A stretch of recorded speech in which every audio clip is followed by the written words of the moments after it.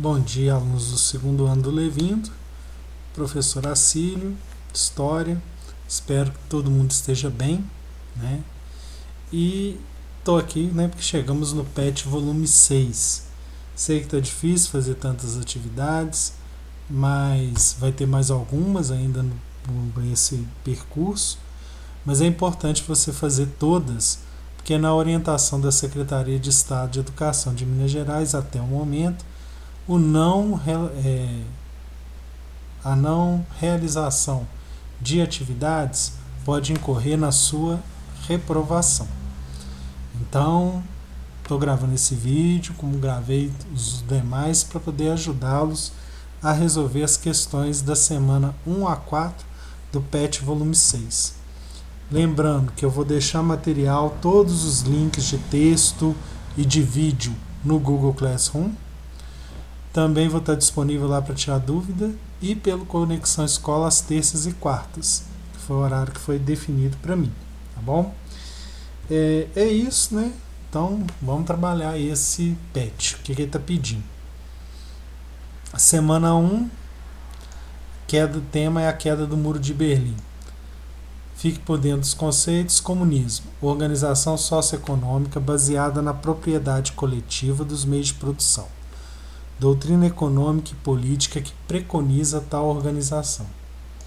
Capitalismo, sistema econômico baseado na legitimidade dos bens privados e na irrestrita liberdade de comércio e indústria, com o principal objetivo de adquirir lucro.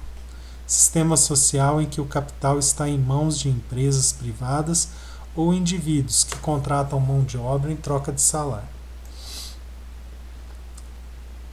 Aí a gente tem um texto sobre a queda do Muro de Berlim. Primeira pergunta: o que ocorreu com a União Soviética a partir da década de 70? Aí aqui você vai dar uma olhada no texto. Ó, logo no primeiro parágrafo, está falando a partir da década de 70. Então você já acha a resposta do número 1 no primeiro parágrafo. Número 2. De acordo com o texto, quais eram as reivindicações dos estudantes e trabalhadores ao governo soviético? Aqui, o segundo parágrafo, né? O governo soviético sofre pressões. Então, o terceiro, está no terceiro parágrafo.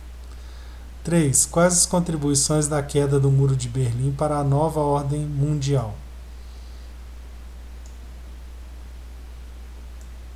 Não é no terceiro, que tem o terceiro, mas pode ser o último parágrafo, né? Que aí ele está falando ali da queda do Muro de Berlim, quais são os marcos aí, explicando. E aí acabou as 3 questões de marcar conforme o texto. De marcar não, desculpa, de interpretação de texto, né? Acabou essas questões abertas. Aí número 2, questão objetiva, marcar apenas um. Em 9 de novembro de 1989, os 156 quilômetros de extensão, cerca de 300 torres militares para a observação, os cães policiais e as 127 cercas eletrificadas desapareceram, deixando um rastro de cerca de 80 mortos, 12 feridos e milhares de aprisionados nas diversas tentativas de fugas e dezenas de milhares de famílias berlinenses divididas sem contato algum. O texto acima refere-se ao Muro de Berlim, segundo o qual podemos corretamente afirmar. Letra A. Foi o maior símbolo da divisão do mundo entre bloco ocidental e oriental. O primeiro liderado pelos Estados Unidos e o segundo encabeçado pela antiga União das Repúblicas Socialistas Soviéticas. B. Foi construído no ano de 1945, por ocasião do término da Segunda Guerra Mundial e o início da polarização entre Estados Unidos e União Soviética, fenômeno conhecido como Guerra Fria. Letra C. Foi construído no ano de 1961 pela Alemanha Oriental, separando-a da Alemanha Ocidental. Além do aspecto ideológico da construção, havia o objetivo de impedir a fuga de cidadãos para a Alemanha Oriental, que recebeu mais de 2 milhões de pessoas do lado capitalista entre 1949 e 1961. D. Apesar de simbolizar o começo da Guerra Fria, sua destruição não tem relação com o seu fim, tendo em vista que a União Soviética, hoje Rússia, apesar de algumas perdas territoriais, continua disputando a hegemonia mundial, a exemplo do que ocorreu recentemente na Ucrânia.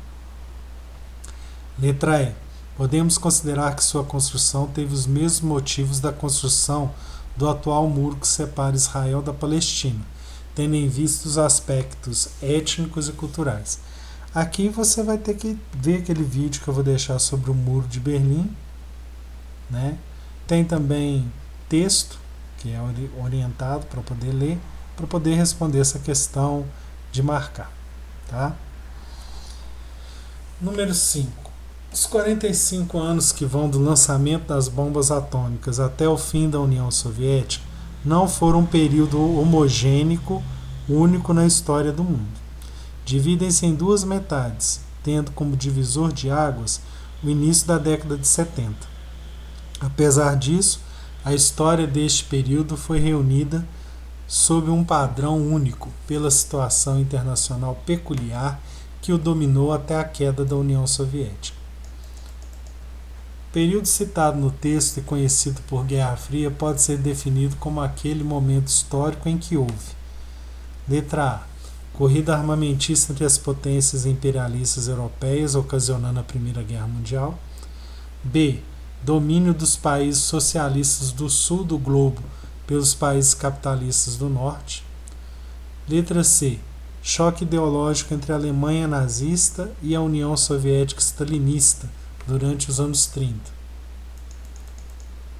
Letra D. Disputa pela supremacia da economia mundial entre o Ocidente e as potências orientais, como a China e o Japão. E letra E.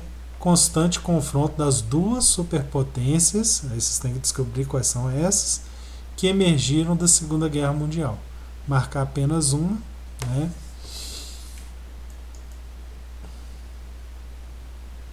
E a gente acabou a semana 1. Vamos agora para a semana 2. Tá? Tema: conflitos regionais no mundo atual. Fique por dentro dos conceitos. Conflito: profunda falta de entendimento entre duas ou mais partes. Choque: enfrentamento. Conflitos regionais: motivados por religião, nacionalismo, reivindicações territoriais e disputas econômicas e políticas. São a principal fonte de instabilidade no mundo atual.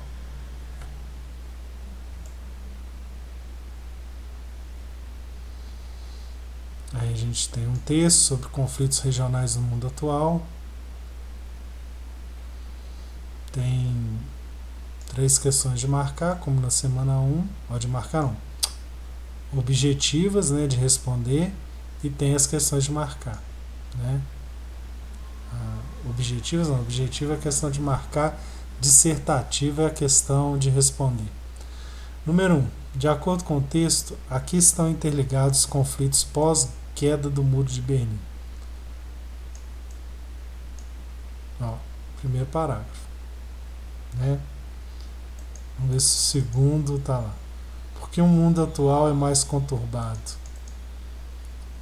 Ó, o mundo contemporâneo é mais conturbado. Segundo parágrafo.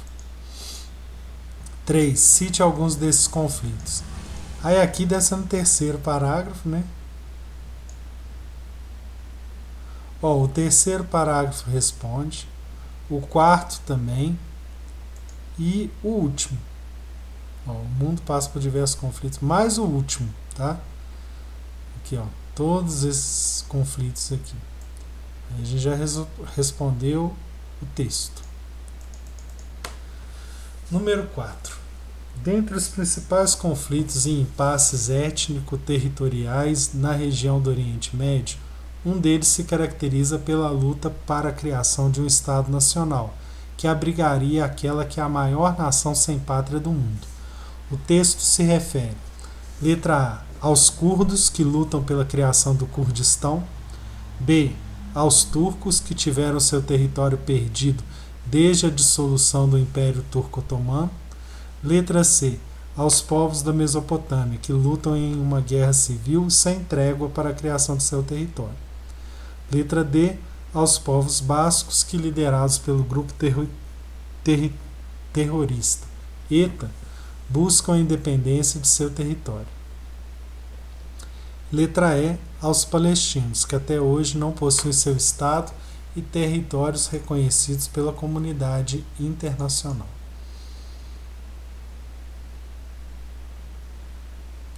A maior nação sem pátria do mundo.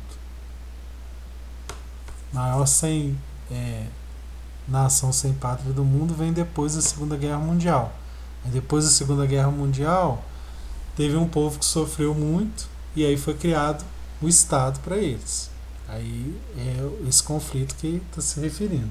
Não posso dizer a resposta, mas vocês pesquisando um pouquinho, vocês conseguem responder essa questão. 2. Palavras de ordem, símbolos, propaganda, atos públicos, vandalismo e violência são, atualmente, manifestações de hostilidade frequentes contra estrangeiros na Europa. Os países onde mais intensamente têm ocorrido conflitos são Alemanha, França, Inglaterra, Bélgica e Suíça. Sobre o fenômeno social enfocado pelo texto, é válido afirmar que se trata de conflitos. Letra A. Civis e militares, relacionados às formas históricas de exploração dos países do chamado Terceiro Mundo. B. Ligados ao nacionalismo, ao racismo e à xenofobia, no contexto globalizado das grandes migrações internacionais. C. Entre imigrantes das diversas nacionalidades que invadem a Europa, atualmente na disputa por empregos e melhores condições de vida. Letra D. Culturais, principalmente causados pelo conflito armado entre países católicos e protestantes, mas também, sobretudo, conflitos contra países islâmicos. Letra E. Étnicos e sociais decorrentes das dificuldades de desenvolvimento de países europeus em continuar a sua industrialização nos setores tecnológicos de ponta. Semana 3.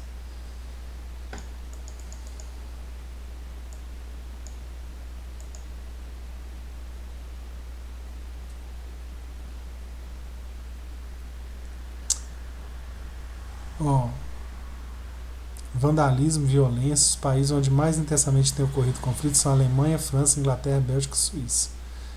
Aí, esse fenômeno aqui que está ocorrendo nesses países, né, desses conflitos, né, que é aqui, manifestação de hostilidade frequente contra estrangeiros na Europa. Quer dizer assim, esses países receberam os estrangeiros e agora está tendo conflitos. Aí esses conflitos é ligado aqui, né? Se é civis e militares lá do chamado Terceiro Mundo, ligados ao nacionalismo, racismo e xenofobia, né? Entre imigrantes das diversas nacionalidades que invadem a Europa, atualmente na disputa por empregos com melhores condições de vida. D. Culturais, principalmente pelo conflito armado entre católico e protestante. Ou étnico e social, decorrente das dificuldades de desenvolvimento de países europeus em continuar sua industrialização nos setores tecnológicos de ponta. Então você vai dar uma olhada sobre a questão da imigração, né, na Europa e os conflitos que estão tendo, principalmente agora, recentemente teve na França, né? E aí você vai marcar uma dessas alternativas, tá?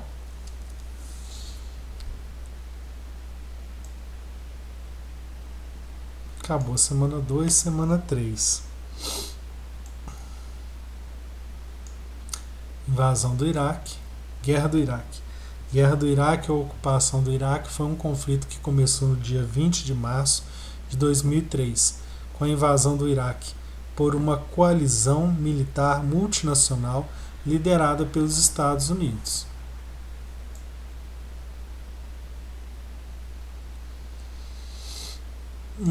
Texto. A invasão do Iraque na nova ordem mundial. Número 1. De acordo com o texto, descreva a ideia de guerra preventiva desenvolvida pelos Estados Unidos. Vamos ver se está lá no parágrafo 1.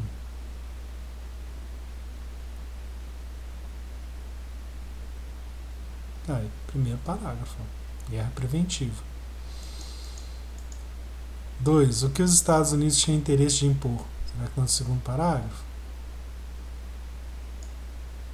Segundo parágrafo. 3. Cite os fatores que levaram os Estados Unidos a retirar suas tropas do Iraque. Terceiro. Ó, terceiro parágrafo.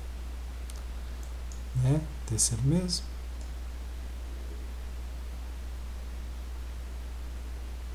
É isso mesmo. Terceiro parágrafo. E o quarto, de acordo com o texto, que acontece com o mundo com a intensificação da globalização do capital financeiro. Quarto parágrafo? Sim, quarto parágrafo. 2. Na América do Sul, as Forças Armadas Revolucionárias da Colômbia, FARC, lutam há décadas para impor um regime de inspiração marxista no país. Hoje são acusadas de envolvimento com narcotráfico, o qual supostamente financia suas ações, que incluem ataques diversos, assassinatos e sequestros. Na Ásia, a Al-Qaeda,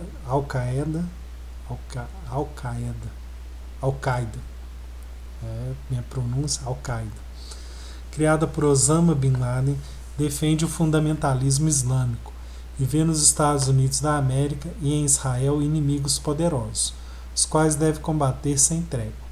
A mais conhecida de suas ações terroristas ocorreu em 2001, quando foram atingidos o Pentágono e as torres do World Trade Center.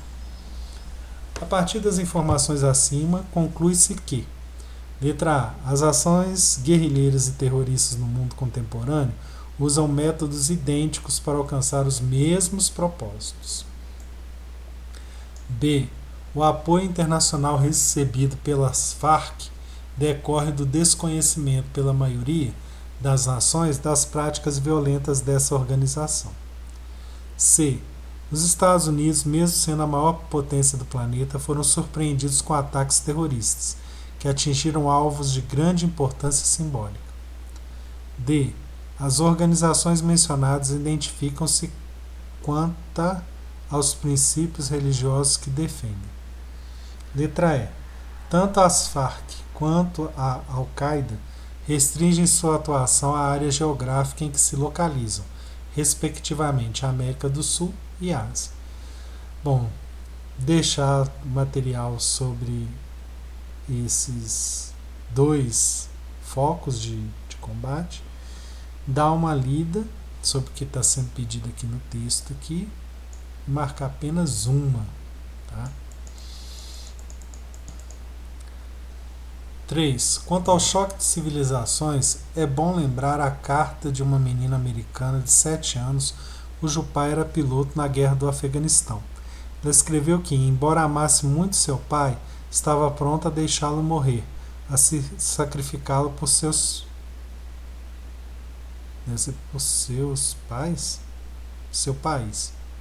Quando o presidente Bush citou suas palavras, elas foram entendidas como manifestação normal de patriotismo americano.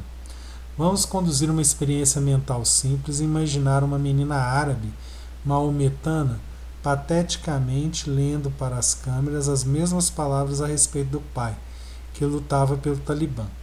Não é necessário pensar muito sobre qual teria sido a nossa reação. A situação imaginária proposta pelo autor explica o desafio cultural do: letra A. Prática da diplomacia. B. Exercício da alteridade. C. Expansão da democracia. Letra D. Universalização do progresso. Letra E. Conquista da autodeterminação. Pensar um pouco, nessa questão aqui, que no Afeganistão, por exemplo, lá nos Estados Unidos, um pai morreu e a menina teria, escrito, que a gente não sabe o quanto isso pode ser propaganda, dizendo que seria normal o pai sacrificar pelo país.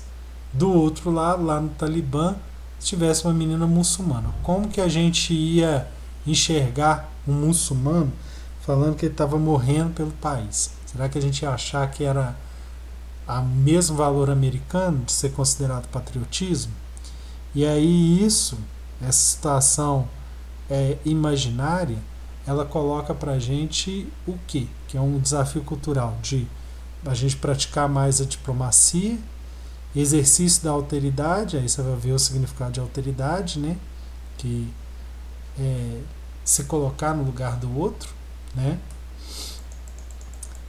Letra C, expansão da democracia. Letra D, universalização do progresso. Ou letra E, conquista da autodeterminação, de ser totalmente independente. Aí é uma dessas aí. Acabou a semana 3, chegamos à semana 4. O tema é contestações políticos culturais na década de 60. Contracultura, né? Fique por dentro dos conceitos.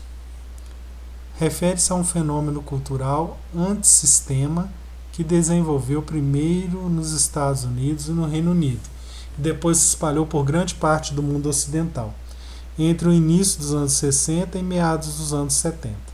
Representou um movimento de rebeldia e insatisfação que rompeu com diversos padrões, ao contestar de forma radical comportamentos da cultura dominante.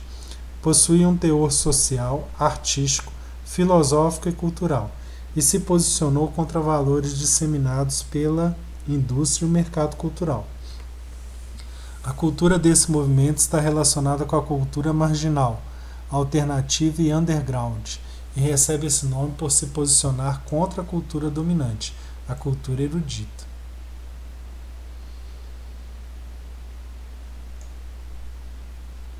Tem um texto. Aí vai lá, número 1. Leia com atenção a letra da música abaixo, para não dizer que não falei das flores. Geraldo Vandré. Número 1. O que foi o movimento da contracultura? Aí você vai lá no texto, né, do conceito, você pode explicar. Pode até resumir um pouco. Tá? O 2. Na sua opinião, qual a principal crítica apresentada na canção? Aí isso é uma interpretação de texto na sua opinião. Você tem que ler aqui, ó. E aí você vai falar qual é a crítica. 3. O que buscava o movimento de contracultura?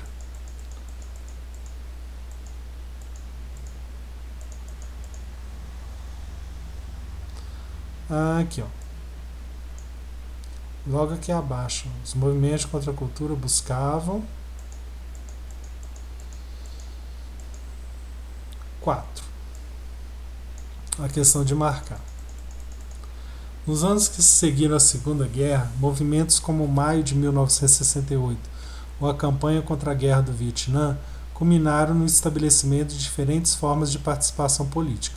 Seus slogans tais como quando penso em revolução, quero fazer amor, se tornaram símbolos da agitação cultural dos anos 60, cuja inovação relaciona-se, letra A, a contestação da crise econômica europeia que fora provocada pela manutenção das guerras coloniais, B, a organização partidária da juventude comunista, visando o estabelecimento da ditadura do proletariado, C, a unificação das nações de libertação, a unificação das noções de libertação social e libertação individual, fornecendo um significado político ao uso do corpo. Letra D. A defesa do amor cristão e monogâmico com fins à reprodução, que era tomado como solução para os conflitos sociais. Letra E. Ao reconhecimento da cultura das gerações passadas que conviveram com a emergência do rock e outras mudanças nos costumes. Aí olhar esse movimento da contracultura e de protesto, né, movimento hippie, ele está ligado a uma contestação da crise econômica na Europa, a organização partidária da juventude comunista, a unificação das noções de libertação social e liberdade individual, fornecendo um significado político ao uso do corpo, defender o amor cristão e monogâmico, ou reconhecimento da cultura das gerações passadas. 2. Na década de 1960, surgiu nos Estados Unidos e Europa um movimento conhecido como contracultura. A respeito desse movimento, assinale a alternativa correta. Letra A. A contracultura representou a reação da juventude de classe média contra o estilo de vida baseado no consumismo e no individualismo. Letra B. Nos Estados Unidos, a contracultura reforçou o estilo de vida americano, American Way of Life, para resistir às influências do socialismo cubano. Letra C. Manifestamente imperialista, o movimento de contracultura apoiou a participação dos Estados Unidos na guerra contra o Vietnã. Letra D. A contracultura ficou restrita aos Estados Unidos por se tratar de um movimento de caráter nacionalista. E letra E.